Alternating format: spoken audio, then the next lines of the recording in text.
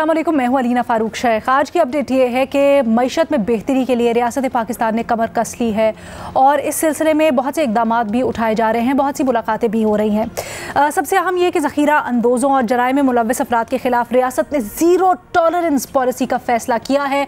मुख्तलिफ़ तरीक़ों से ये जो पॉलिसीज़ हैं, ये जो क्रैकडाउन्स हैं, ये किए जाएंगे।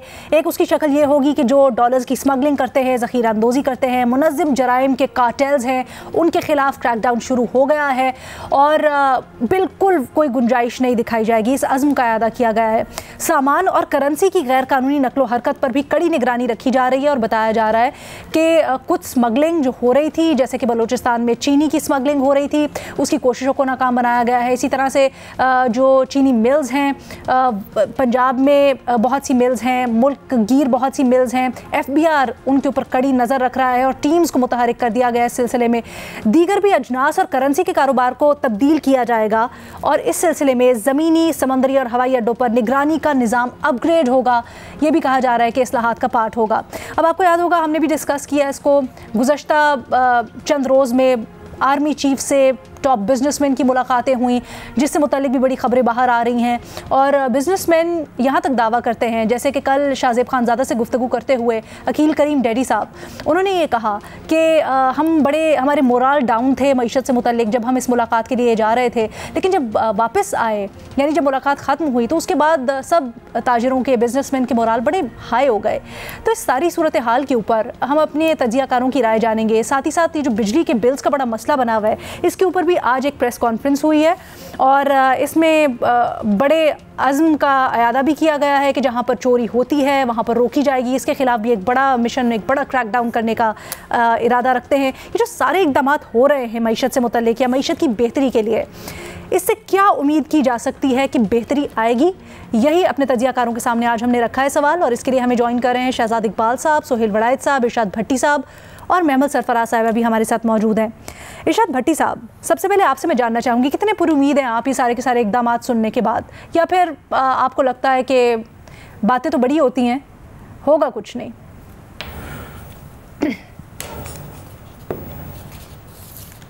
मैडम शेख, मैं तो पुरुमीद हूँ और जो कुछ सुना जा रहा है या देखा जा रहा है, अगर इसका 10% भी हो जाए तो हालात बहुत बेहतर हो जाएंगे। और मैडम शेख, बात शुरू करने से पहले ये दरख्वास्त करूँगा मैं अपनी अदालतों से कि खुदा के लिए, अल्लाह के नाम पे नाजायज़ स्टे आर्डर्स, नाजायज़ रिलीफ ना दिया करें। आप भी इसी मुल्क के शहरी हैं और इस मुल्क का जो हाल हो गया है, आप भी इस पर कुछ अपना हिस्सा डालें।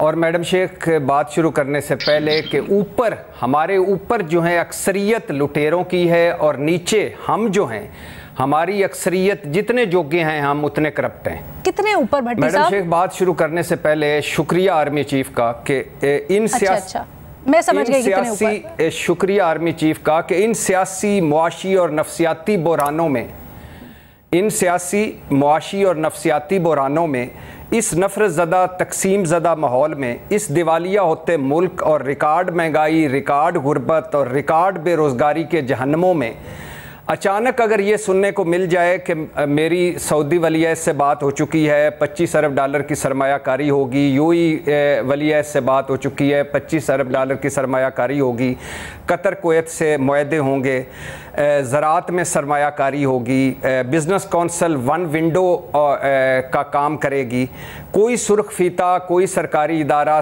बैरूनी सरमायाकारी में रुकावट नहीं डाल सकेगा और $100 अरब के करीब हम सरमायाकारी लाएंगे।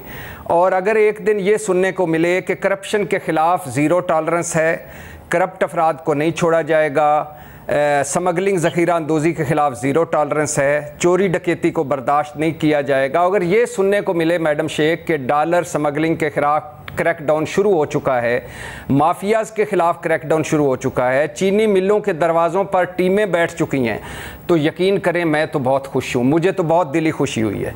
मैं तो दिल से फिर कह रहा हूँ कि आर्मी चीफ आपका शुक्रिया। अल्लाह के नाम पर आर्मी चीफ से कहना चाहता हूँ कि ये मुल्क तमाशा बन चुका है। ये मुल्क यतीम, मस्कीन और इसका कोई वाली वारिस नहीं है। ये कौम जानवरों से बदतर ज़िंदगियाँ गुजार रही है। जिन्होंने करना था एक मुकदमे भुगत रहे हैं, दूसरे दुबई में बैठे हैं, तीसरे लंदन में बैठे हैं और मौजें कर रहे हैं अपने अपने जुगाड़ में, अपने अपने मफादात में, अपने अपने मुतालबात में। इन जालम बेहिस ज़ख़ीरा अंदेज़ों को ना छोड़ें, स्मगलरों को ना छोड़ें, करप्ट अफराद को ना छोड़ें, माफियाज़ को जेलों में डालें। मैडम शेख, शुगर माफिया हो या निजी बिजली घर डाके हों, आटा गंदम अद्वियात घपले हों या तंबाकू माफिया हो, ज़ख़ीरा अंदोज़ी हो या स्मगलिंग, इन सब का जो रस्ते हैं वो जाते हैं सियासी जमातों, सियासतदानों और बाख्तियार अफसरों और इन सारे अफसरशाही की तरफ। मैडम शेख, आखिरी बात, जब नरेंद्र मोदी कहता है कि छोड़ो पाकिस्तान को, अब ये आपस में लड़ लुड़ के मर जाएंगे, हमने टाइम वेस्ट नहीं करना, और जब भारतीय वज़ीर ख़ारजा रोज़ाना जुगते मारता है, और जब वर्ल्ड बैंक कहता है कि अफ़गानिस्तान की मईशत बेहतर है पाकिस्तान से, तब मेरा तो दिल बहुत खून के आंसू होता है। और मैडम शेख, आप बड़े पुरुमीद हैं और आपको लगता है कि बिला इम्तियाज, बिला तफरीक, अक्रॉस द बोर्ड, ठीक है, अक्रॉस मौजूदा इकदाम से बेहतरी आ सकती है, आप बड़े पुरुमीद हैं। शहजाद इकबाल साहब, जब भी इन सियासतदानों से बात करें ना, आखिरी बात मैडम शेख, आखिरी बात, जब आखिरी बात सिर्फ एक बात, सिर्फ जब भी इन सियासतदानों से बात करें, जब भी ऑफ द रिकॉर्ड बात करें, तो कहते हैं जज भी तो करप्ट हैं, जर्नैल भी तो करप्ट हैं, साफ़ी भी तो करप्ट हैं। भाई अगर हैं तो सारों के खिलाफ क्रैकडाउन करें। शहजाद, बहुत शुक्रिया अलीना बीइंग अ पाकिस्तानी, दिल चाहता है इन तमाम बातों पे यकीन करने का और ख्वाहिश भी यही है कि ऐसा ही हो, लेकिन कहीं ना कहीं दिमाग जो है वो काफ़ी बातों से डिसएग्री कर जाता है। अकील करीम डैडी साहब का आपने हवाला दिया कि उन्होंने कहा कि हम बड़े मायूस थे जब हम मीटिंग में गए थे, लेकिन जब मीटिंग से निकले तो हमारे हौसले बुलंद थे। 2019 के ज़रा आप शॉर्ट्स निकाल के देख लीजिए तमाम बिजनेसमैन के, उस वक्त भी ये कह रहे थे कि बड़े हम नाउमीद थे, ख़ासतौर पर PTI की हुकूमत वादे करती थी, डिलीवर नहीं होता था, लेकिन जैसे ही हम जनरल बाजवा से मिलके निकले हैं तो हमारे हौसले बड़े बुलंद है और अब लगता है कि कुछ फैसला कुन होने वाला है इस मुल्क में। तो we have heard a lot, now obviously seeing is believing. जब हम देखेंगे कि ये सब कुछ हो रहा है तो हमारा एतमाद मुकम्मल तौर पे बहाल होगा। ये बड़ी अच्छी बात है कि इस मुल्क में जो कारोबारी तबका है उसका कॉन्फिडेंस बहाल होना चाहिए ताकि इन्वेस्टमेंट करें इस मुल्क में, बजाय इसके कि वो अपना पैसा बाहर लेके जाएं। मुझे इसमें कोई शक नहीं है कि जनरल बाजवा साहब की उस वक्त नीयत होगी बड़ी अच्छी कि हमने डिलीवर करना है, हमने पाकिस्तान को बेहतर बनाना है। मुझे इस बात में भी कोई शक नहीं है कि जनरल आसिम मुनीर की भी बड़ी अच्छी नीयत है कि हम पाकिस्तान में डॉलर्स लेकर आएं ताकि सबसे पहले डॉलर का बहरान खत्म हो, हम स्मगलिंग को रोकें, हम पाकिस्तान में सरमायाकारी लेकर आएं, जिसके लिए वो अपनी कोशिशें भी कर रहे हैं। मुझे कोई शक नहीं है कि उनकी नीयत जो है वो गलत है। आई एम श्योर कि वो जो करना चाह रहे हैं अपने तौर पे वो एक मुस्बत कदम उठाना चाह रहे हैं। लेकिन देखिए, जब हम दूसरे मुल्कों को देखते हैं, जब दूसरे मॉडल्स हम फॉलो करते हैं, तो वहां पे आपको नजर आता है कि इदारे होते हैं जो डिलीवर करके देते हैं। एक बात तो ये तय है कि जब बार बार आर्मी चीफ मुलाकात करते हैं बिजनेस कम्युनिटी से, या जिस तरीके का क्रैकडाउन हमें करेंसी पे कल देखा है और शुगर के लिए हो रहा है, ये जरूरी होना। मैं 2 दिन में हमने इसके रिजल्ट भी देखे हैं। जो आपको बुनियादी सवाल है क्या इससे फर्क पड़ेगा, हाँ शॉर्ट टर्म में जरूर फर्क पड़ेगा, लेकिन मीडियम टू लॉन्ग टर्म में क्या ये सस्टेनेबल है, ये सबसे बड़ा सवाल है मेरे लिए। क्योंकि जब हम कहते हैं कि इन्वेस्टमेंट मुल्क में आए और उसके लिए SIFC हमने बनाया, तो हम एक बात तो एक्सेप्ट कर रहे हैं कि हमारी हुकूमतें, चाहे वो सूबाई हो या वफाक हो, मैं पार्टी की बात नहीं कर रहा, मैं हुकूमतों की बात कर रहा हूं, वो नाकाम हो चुकी हैं। प्राइवेटाइजेशन कमीशन इस मुल्क में नाकाम हो चुका है, बोर्ड ऑफ इन्वेस्टमेंट इस मुल्क में नाकाम हो चुका है, क्योंकि ये इन इदारों के काम है कि वो इन्वेस्टमेंट मुल्क में लेकर आए। अब यहां पर ऑब्वियसली जो आर्मी चीफ होते हैं, जब वो आते हैं उनका एक विजन होता है, लेकिन उनका एक टेन्योर होता है। उस टेन्योर के बाद जो नया आर्मी चीफ आता है, आपको नहीं पता उनका क्या विजन होगा, क्योंकि प्राइमरीली उनकी जो रिस्पॉन्सिबिलिटी है वो सिक्योरिटी की है। तो अब देखें, आप जनरल आहिल शरीफ थे, उन्होंने इकोनॉमी में इतना इनपुट नहीं दिया, जनरल बाजवा साहब ने थोड़ा सा दिया, आसिम मुनीर साहब ज्यादा दे रहे हैं, लेकिन जो अगले आर्मी चीफ होंगे क्या वो भी इसी विजन के साथ आएंगे, ये एक बड़ा सवाल है। इसीलिए इदारे होते हैं हर स्टेट में जो कि आपको डिलीवर करके देते हैं। जहां तक ये स्मगलिंग की बात है, बड़ी अच्छी बात है, रोकना चाहिए। अगर क्रैकडाउन करेंसी एक्सचेंज पे हो रहा है, होना चाहिए, क्योंकि ये बात दुरुस्त है कि हमारे यहाँ होर्डिंग होती है, हमारे यहाँ चीनी स्मगल हो जाती है, हमारे यहाँ तेल जो है ईरान से आता है जो कि आधी से भी कम प्राइस पे वहां पे बिक रहा होता है और यहाँ के लोग उस पर मुनाफा कमाते हैं। तो अगर ये हालात हैं तो फिर आपको ये भी देखना पड़ेगा कि अंदर कौन कौन लोग इस काम में मुलविस रहे। You have to name them, you have to punish them, ताकि एक तसलसल बरकरार रहे। दूसरी बात ये कि ये जो आपके डिस्ट्रिक्ट एडमिनिस्ट्रेशन होती है, आपकी जो सूबाई हुकूमतें होती है, ये क्या कर रही है? ये होर्डिंग नहीं रोक सकती, ये क्या स्मगलिंग नहीं रोक सकते, ये FIA क्या कर रहा है? मतलब आप सारा बोझ एक ही इदारे पर डालना चाहते हैं कि वही इदारा जो है वो आपकी इकोनॉमी को भी बेहतर करेगा, वो इस वक्त जो सिक्योरिटी कंसर्न्स है उसको भी एड्रेस करेगा, वो इन्वेस्टमेंट भी लेकर आएगा, वो स्मगलिंग भी रोकेगा। मतलब मुल्क ऐसे नहीं चल सकता है। इसीलिए मैं ये कह रहा हूं कि सुनने में बहुत अच्छा लगता है और आई होप कि हम इसमें कामयाब भी हों, लेकिन मुझे मीडियम टू लॉन्ग टर्म में ये सस्टेनेबल मॉडल नजर नहीं आ रहा। हमें इन इदारों को मजबूत करना पड़ेगा और उसके लिए सबसे जरूरी है इन इदारों की अकाउंटेबिलिटी की जाए। अब बिजली चोरी में भी आप कहेंगे या टिड्डी दल का मसला होता है, उसमें भी आप फौज को बुला लेते हैं। मतलब ये इदारे क्या कर रहे हैं? इसका मतलब तो हम ये तस्लीम कर रहे हैं, और बात दुरुस्त भी है कि हमारे इदारे खोखले हो चुके हैं मुकम्मल तौर पे, लेकिन हर इदारे की अकाउंटेबिलिटी जरूरी है। जो इदारा इस वक्त इन्वेस्टमेंट लाने का दावा कर रहा है वो अपने सर पे बोझ दे रहा है, उनको अपने अंदर भी अकाउंटेबिलिटी की जरूरत है कि कहां कहां गलतियां हुई हैं उसको दुरुस्त करना है। उसके बगैर मुझे नहीं लगता कि कुछ हो सकता है। जहां तक ये नंबर्स का ताल्लुक है, 25 बिलियन 50 बिलियन मुझे बहुत ज्यादा इन्फ्लेटेड लगते हैं, लेकिन इसमें से कुछ इन्वेस्टमेंट भी आ जाए तो बेहतर होगा। लेकिन एज वी स्पीक आप बांग्लादेश, इंडिया, वियतनाम, इन मुल्कों में क्या कोई एक इदारा बना के इन्वेस्टमेंट आई है? नहीं आई। आपको तसल्सल के साथ you have to provide a field जहां पे लोग आए इन्वेस्टमेंट करें। सोहेल बड़ाइचा, देखिए जी, गुजारिश ये है कि पहले तो ये तय करना चाहिए कि क्या इस मुल्क में आइन है और क्या हम आइन को मानते हैं। फिर आइन ने हर अदारे के जिम्मे कुछ ना कुछ काम लगा रखे हैं, उसकी कुछ ड्यूटीज हैं, कुछ उसके इख्तियारात हैं। ये सवाल ये है कि फौज जो है उसकी ये जिम्मेदारी नहीं है, ना मुल्क के अंदर मार्शल लगा हुआ है, ना मुल्क के अंदर अभी तो आर्मी चीफ की गुड इंटेंशन जरूर मौजूद है, लेकिन सवाल है कि जिस मुल्क के अंदर पॉलिटिकल स्टेबिलिटी ना हो, ये पता ना हो कि अगला इलेक्शन कब होगा, ये पता नहीं अगला लीडर कौन होगा, ये पता नहीं कि पाकिस्तान की जो सियासी जमातें हैं वो क्या आगे करेंगी, तो मेरा नहीं ख्याल कि उसके माशी इस्तेकाम आ सकता है। अगर आप जिन भी मुल्कों की मिसालें दे रहे हैं, इंडिया की मिसाल दी गई है, इंडिया में एक सियासी इस्तेकाम है, पिछले 75 साल से वहां कोई मार्शल लॉ नहीं आया, कॉन्टिन्यूटी रही है, अदारे हैं, पार्लियामेंट है, सुप्रीम कोर्ट है, उसके अहकामात माने जाते हैं, उस पर अमल किया जाता है। इसी तरह इकनॉमिक अदारे हैं, मनमोहन सिंह ने वहाँ इकनॉमिक रिफॉर्म्स की है और उन रिफॉर्म्स के बाद जो है वहाँ इंडिया को मोदी ने उस पर को मजीद आगे बढ़ाया है। तो इसी तरह आप भी पाकिस्तान को भी इसी तरह बांग्लादेश का मॉडल देख लें कि वहाँ भी आपने अल्टीमेटली जो सियासी हुकूमत थी, सियासी हुकूमतें हैं, खासकर हसीना वाजिद की हुकूमत, उसने आगे बांग्लादेश को ट्रैक पे जो है वो चढ़ाया है और इस वक्त उसकी जो एक्सपोर्ट है वो बड़ी है, औरतों की पार्टिसिपेशन बड़ी है, वहाँ जो आबादी का फैलाव है वो कम हुआ है। तो ये सारी उन्होंने तब्दीलियां की हैं। तो प्रॉब्लम यह है कि हमारे यहाँ भी ये तब्दीलियां, क्या हमने ये दुरुस्त है कि फौज हमारा ऐसा अदारा है जो बड़ा मुनज़्ज़म है, उसने बहुत बेहतर अपने अदारे को चलाया है, लेकिन जब भी फौज ने मुल्क के निज़ाम को चलाने की कोशिश की है तो हमने देखा है कि उसमें कामयाबी नहीं हुई। हमने अयूब खान का जो मार्शल लॉ था उसका पहला हिस्सा देखा तो बड़े डैम्स बने, बड़ी तरक्की हुई, लेकिन उसके बाद जब वो पॉलिटिक्स की तरफ आए तो आपने देखा कि फिर फातिमा जिन्नाह को शिकस्त देनी पड़ी, फिर आपको उनका अयूब खान का डाउनफॉल हुआ, याहिया खान के मार्शल लॉ में जो है वो मशरकी पाकिस्तान का अलमिया हुआ, जनरल ज़ियाउल हक के ज़माने में हम अफगानिस्तान की जंग में इन्वॉल्व हो गए, बुनियाद परस्ती पाकिस्तान के अंदर आ गई और उसके असरात जो है वो आज तक हम भुगत रहे हैं। जनरल मुशर्रफ के ज़माने में भी आप इसलिए कामयाब हुए मार्शल लॉ में कि उस वक्त आपने अफगानिस्तान में जो है हिस्सा लिया जंग में और अमेरिका के साथी बन गए, आपको उसको डॉलर मिल गए, आपको डॉलर मिल गए। तो पहले तो कौम को बाशऊर होकर ये सोचना है कि हमने किस निज़ाम के तहत चलना है।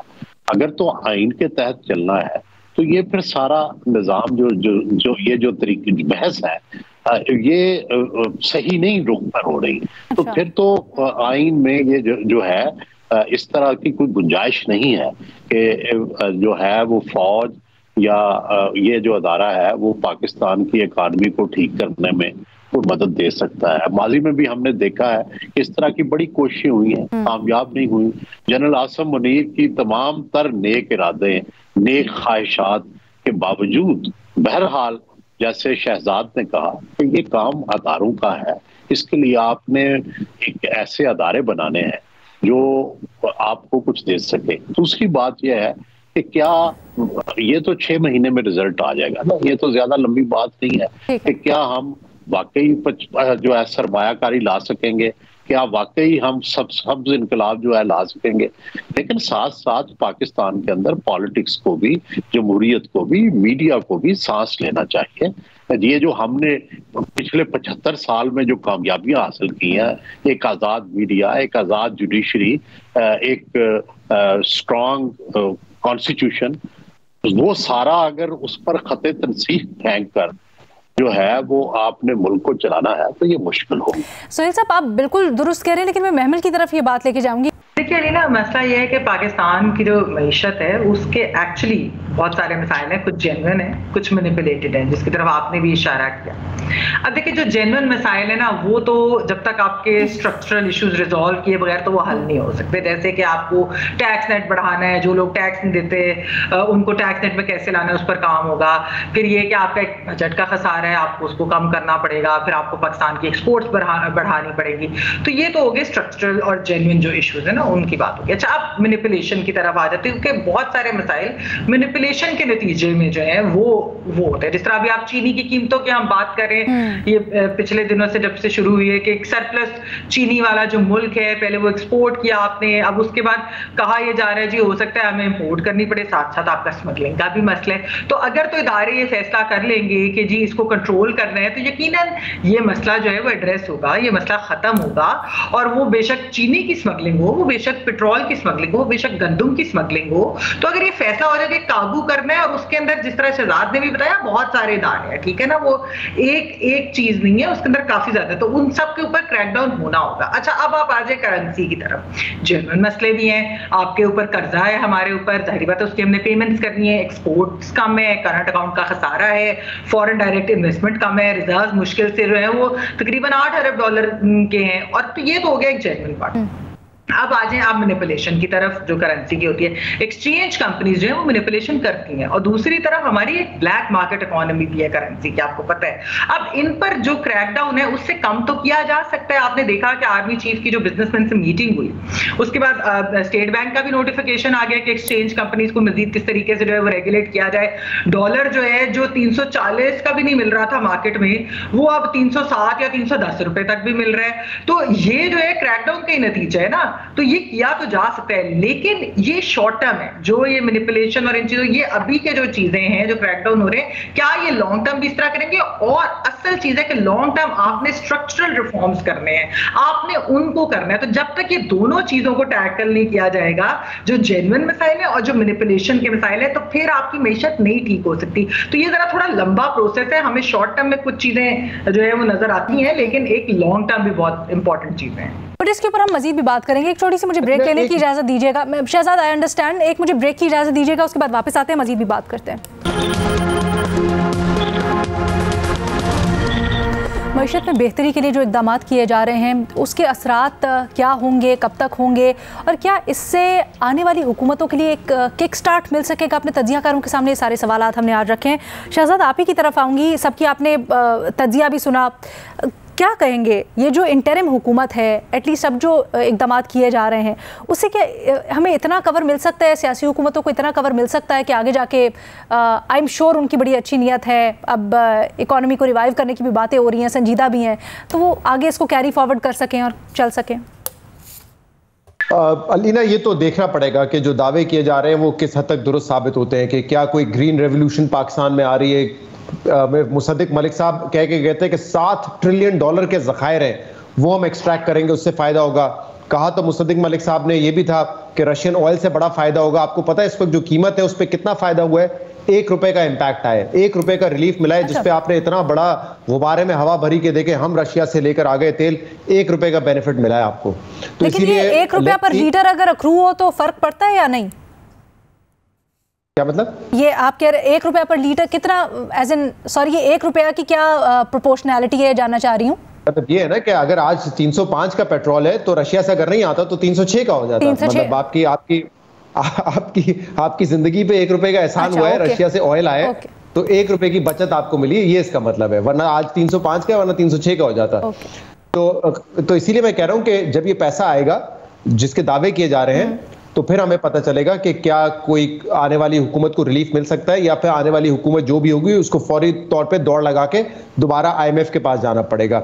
लेकिन एक बात जो आप बार बार कर रही हैं, जिसमें आप कह रही हैं कि टैक्स नहीं लगाते, चोरी नहीं रोकते, ये बिल्कुल बुनियादी तौर पे हमारी हुकूमतों का काम है, चाहे कोई भी पार्टी हुकूमत में आए, और वो फेल हुए हैं, बुरी तरीके से इसमें नाकाम हुए हैं। और जो हम भी मीडिया भी, मैं तो मीडिया को ब्लेम करता हूं, हम भी कहते रहते हैं मुश्किल फैसले लें। मुश्किल फैसलों का ये मतलब नहीं है कि आप आवाम पे मजीद बोझ डालते रहें। मुश्किल फैसले का मतलब ये है कि आप प्राइवेटाइजेशन करें, आप अपने डिस्कोर्स को दुरुस्त करें, आप 80-90 एडवाइजर्स, SAPM और मिनिस्टर्स के साथ काम ना करें। आप 18वीं तरमीम के बाद जो महकमे आपने बंद करने हैं वफाक में, वो बंद करें। सूबों ने जो टैक्स इकट्ठा करना है 18वीं तरमीम के बाद, वो टैक्स इकट्ठा करें। ये मुश्किल फैसले हैं। हमारे यहाँ मुश्किल फैसले क्या होते हैं कि आवाम पे मजीद बोझ डाल दो, वो बेचारे और बोझ बर्दाश्त कर सकेंगे, पेट्रोल पे डालो, बिजली पे डालो, ये करते रहते हैं। आप टैक्सेस लगाएं, जरा लगाएं ना, आप फ्यूडल्स पे टैक्स लगाएं, एग्रीकल्चर पे लगाएं, रिटेलर्स पे लगाएं, ये मुश्किल फैसले होते हैं जो रियल एस्टेट पे लगाएं, शहजाद, रियल एस्टेट पे टैक्स लगाएं। लेकिन इसकी जिम्मेदारी सिर्फ और सिर्फ हुकूमतों पे नहीं आती।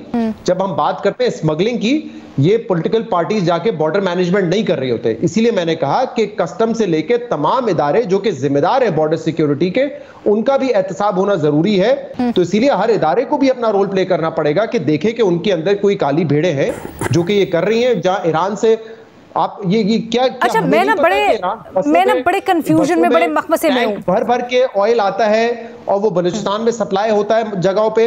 इस मीटिंग में भी एक आ गया कि 1 लीटर भी कराची में नहीं आएगा। तो क्या इसका मतलब ये है कि कराची में नहीं आएगा लेकिन बलूचिस्तान में वो 120 रुपए फी लीटर वाला पेट्रोल आता जाएगा? इसीलिए हमें इस चीज को भी दुरुस्त करना है। एंड वी अंडरस्टैंड, प्रैक्टिकल ये है कि फौरी तौर पे अगर ये खत्म हो गई स्मगलिंग तो जाहिर सी बात है बलूचिस्तान में एक मसला आएगा उनके लिए, लोगों के लिए। लेकिन आपको ऑल्टरनेटिव प्रोवाइड करना है। आप इसको एक्सक्यूज के तौर पे जिंदगी भर रखते हुए नहीं चला सकते कि नहीं देखे गवादर में बिजली भी ईरान से चोरी होकर आएगी, पेट्रोल भी चोरी होकर आएगा। ठीक है, हमें पता ही ये इशू है, but you need to develop करने पड़ेंगे पैरेलल्स। ये नहीं हो सकता आप इसको एक्सक्यूज बना के जिंदगी भर ऐसे ही चलते रहे। अच्छा शहजाद, मैं कंफ्यूजन में हूँ, मैं बड़े मखमसे में हूँ। सोहेल साहब ने जो बात की वो बिल्कुल ठीक बुनियादी तौर पर, कि किसी तरह से किसी इदारे का ये हक नहीं बनता कि वो अपनी आईनी हुदूद से बाहर निकले और मईशत के मामलात के ऊपर बात करे, या फौज का बिल्कुल ये रोल नहीं है कि वो आके मईशत के मामलात में।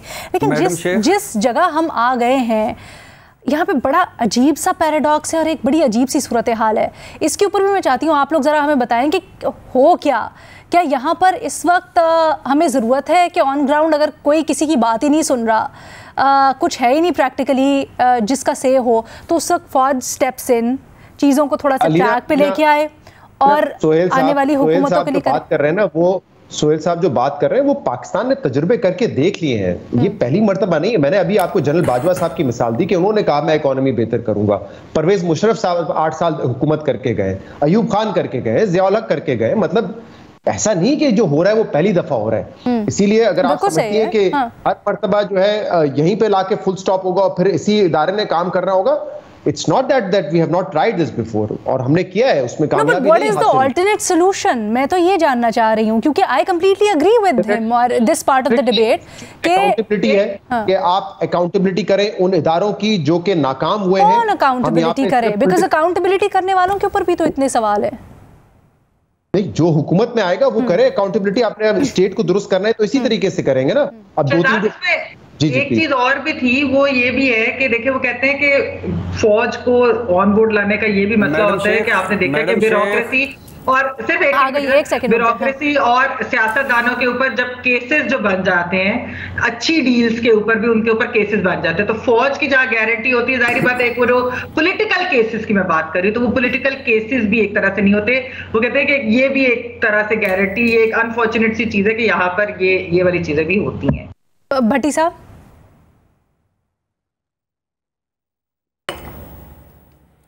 मैडम शेख, एक रुख वो है जो सोहेल साहब ने और शहजाद भाई ने दोनों ने बताया, दोनों से एग्री करता हूँ, लेकिन एक रुख इसका और भी है। एक रुख है कि इस वक्त मुल्क में आग लगी हुई है, महंगाई, बेरोज़गारी, गुर्बत की कोई इदारा आपका सर पैर नहीं है। जो एक हुक्मरान लंदन में है, एक दुबई में है, एक मुकदमे भुगत रहे हैं, निगरान हुकूमत है। तो इसमें अब एक पहला तो होना चाहिए ना कि पहला क्रैकडाउन तो होना चाहिए, उसके बाद मीडियम टर्म और लॉन्ग टर्म की तरफ बढ़ें, उसके बाद इदारों की तरफ बढ़ें। दूसरा ये है कि इस मुल्क में हमने देखा कि हम हमेशा से ग्लैमराइज करते हैं कि आके फौजी डिक्टेटर जो आइन तोड़ देते हैं उनके पास वो कानून की से बालातर होते हैं। लेकिन क्या हमारे जमहूरियों ने जो सिविलियन आमर हैं, क्या ये पिछले दोनों मरतबा पीटीआई का देख लें, लास्ट जो डिप्टी स्पीकर की थी, और ये इनका इलेक्शन से देख लें, क्या ये इन्होंने आइन नहीं तोड़ा? क्या ये आइन तोड़ने वालों के साथ अपने मफाद के लिए नहीं खड़े हो जाते? फिर ये है कि मनमोहन सिंह था इंडिया के पास, लेकिन मनमोहन सिंह का ये जानना बड़ा ज़रूरी है कि मनमोहन सिंह की 5 बर्रे आज़मों में जायदादें नहीं थी। मनमोहन सिंह ने ज़ाती मफाद को नहीं देखा, ज़ाती सियासत को नहीं देखा, ज़ाती वोट बैंक को नहीं देखा, अपने मर्जी की कानून साजियाँ नहीं की, बल्कि एक मुश्किल फैसला लिया। क्या हमारे किसी ने मुश्किल फैसला लिया? फिर उसके बाद आखिरी बात मैडम शेख, इदारे किसने मजबूत करने थे? आप अपने आपके इनके अपनों के जो इदारे हैं वो मजबूत हैं कि नहीं, जो इनके जाती बिजनेस हैं? फिर ये है कि अकाउंटेबिलिटी किसने करनी? ये तो खुद मुल्जम हैं इनके, ये तो खुद अपने पैसों का हिसाब नहीं दे सकते। इन्होंने अपने हर इदारे में अपना जाती बंदा लाकर बिठा दिया और इदारे बर्बाद कर दिए। वो तो जो करप्शन से मुताल्लिक इल्जाम है, कुछ तो उसमें से हकीकत, हुकूमती खराजात किसने खत्म करने थे, और तबका अशराफिया को टैक्स नेट में किसने लाना था, और माफियाज को किसने? कुछ आपके सवालात बिल्कुल जायज साथ मिले हुए हैं। ठीक है, ठीक है, ये तो ठीक है, कुछ आपके सवालात बिल्कुल जायज, मैं सोहेल साहब के पास लेके जाऊंगी। जी सोहेल साहब। गुजारिश है कि जो इरशाद भट्टी साहब फरमा रहे हैं, देखिए इंडिया के अंदर भी करप्शन है, और आपने वहां के वजीर आजमों को भी जेल जाते देखा है, और आपने ये भी देखा है कि वहां इसके बावजूद जो है वो सिस्टम चलता रहा। तो यहाँ भी पाकिस्तान का तो कोई प्राइम मिनिस्टर ऐसा नहीं, तो शायद ही कोई एक आधा प्राइम मिनिस्टर हो जो जेल नहीं गया। तो पाकिस्तान के तो सारे प्राइम मिनिस्टर जितनी देर बेचारे इक़्तिदार में रहते हैं उतनी देर, उससे ज्यादा देर जेल में रहते हैं, किसी को छोड़ा नहीं गया। तो कितना एहतसाब करना है, कौन किसको सजा नहीं मिली, किसको जेल नहीं भेजा गया? सवाल यह है कि जो अगर सारा बोझ आपने सियासतदानों पे डालना है तो इससे मसले हल नहीं होंगे। क्या सवाल यह है कि कॉन्स्टिट्यूशन के तहत आपने कोई असेंबली रखनी है या नहीं रखनी? अगर रखनी है तो वही जनरल ज़ियाउल हक वाला सवाल है जो उन्होंने किया था कि क्या फिर सियासतदान जो है इंडिया से लाए जाएं? ये आपके अपने सियासतदान है ना, आप खुद ही चुनते हैं, अवाम ही चुनते हैं ना, पाकिस्तान के लोग चुनते हैं। तो आपने पाकिस्तान के सियासतदानों के साथ ही गुजारा करना है ना। और जिस तरह से फौज एक इदारा है, इस तरह पार्लियामेंट भी एक इदारा है, जिस तरह से जो है जो मुल्क के बाकी मीडिया एक जो है इंस्टीट्यूशन है, इसी तरह पॉलिटिक्स का भी एक इंस्टीट्यूशन है। तो आपको वहां अच्छे या बुरे, ये तो अल्टीमेटली छाननी है, और छाननी है इलेक्शन। जब आप इलेक्शन करवाते रहते हैं तो वो छाननी में से लोग जो है आहिस्ता आहिस्ता गुजरते रहते हैं, लोग एहतसाब करते रहते हैं, और जो इलेक्शन भी हो वो भी बिल्कुल ट्रांसपेरेंट हो, जिसके ऊपर किसी को शक को शुबहात ना हो, जिस तरह से पहले होते रहे। जिसका सवाल तो ये है ना कि जो पाकिस्तान बनाने वाले थे कायदे आज़म मोहम्मद अली जिन्ना, वो क्या सियासतदान नहीं थे? क्या लियाकत अली खान सियासतदान नहीं थे? क्या जो अगर बनाया सियासतदानों ने है तो क्या आप चलाने के लिए किसी और को लाएंगे? तो ये जो है ये सवाल बिल्कुल इररेलेवेंट है। असल बात यह है कि जो कॉन्स्टिट्यूशन के अंदर लिखा है आप बिल्कुल एहतसाब करें। आपने एहतसाब बेनजीर भुट्टो का किया, आपने एहतसाब जुल्फ़िकार अली भुट्टो का किया, किसका नहीं किया? जुनेजो को किया। कोई बंदा यूसुफ रजा गिलानी को कोई किसको छोड़ा है? तो या तो हो कि कोई उनका एहतसाब ना हुआ हो, आखिरी दम तक एहतसाब हुआ है, अदालतों ने किया, फौज ने किया, अवाम ने किया, इलेक्शन के जरिए किया, ये सारा कुछ तो हो चुका है। अब रह क्या गया? सवाल यह क्या आपने गुलेटिन चलानी है? इनकलाब फ्रांस आ गया पाकिस्तान के अंदर। तो जाहिर है ऐसा नहीं होता। आप एवोल्यूशन के जरिए मुल्क के अंदर चलते हैं। कॉन्स्टिट्यूशन एक बहुत बड़ी कामयाबी है पाकिस्तान की। उस कॉन्स्टिट्यूशन पे चलना ही मुल्क को आगे लेके जाएगा। कॉन्स्टिट्यूशन से हट के चलना जो है, जो भी रास्ता मैडम शेख एक बात भट्टी साहब मुख्तसर रखिएगा। मैडम शेख इस आइन में कुछ ये जो आइन है जिसका हवाला दे रहे हैं, मुकद्दम पार्लियामेंट मुकद्दम मान लेते हैं, लेकिन इस आइन में मेरे भी कुछ हकूक थे। क्या मुझे किसी ने भी वो हकूक दिए? 4 मरतबा हुकूमतें कर गए, किसी ने हकूक दिए? क्यों ये हर मरतबा आते हैं और आके ढीलें करते हैं? क्यों ये जब इनको फौज सूट करती है उसके साथ खड़े हो जाते हैं, जब अपना मफाद होता है अगेंस्ट खड़े हो जाते हैं?